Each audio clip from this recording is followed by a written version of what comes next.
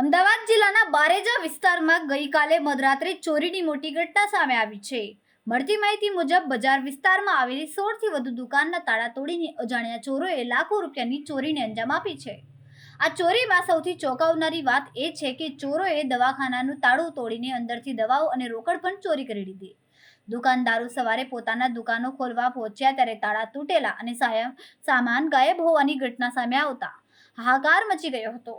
ઘટનાની જાણ થતાં જ બારેજા પોલીસ સ્થળ પર પહોંચીને તપાસ શરૂ કરી છે. પોલીસે આસપાસના સીસીટીવી ફૂટેજ કબજે કરીને તપાસ હાથ ધરી અને પ્રાથમિક તપાસે અંદાજ લગાવવામાં આવી રહ્યો છે કે ચોરો ગોઠવાયેલા ટોળકીના સભ્યો હોઈ શકે છે. દુકાનદારોમાં ભારે રોષ છે કારણ કે એક સાથે આટલી મોટી સંખ્યામાં દુકાનોના તાળા તૂટવા છતાં કોઈએ ચોરીની ઘટના દરમિયાન ધ્યાન કેમ ન આપ્યું તે પણ એક મોટો પ્રશ્ન બની રહ્યો છે. હાલ પોલીસે ગુનો નોંધીને વધુ તપાસ કરી રહી છે અને ચોરોને ઝડપવા માટે તજવીજ હાથ ધરી છે.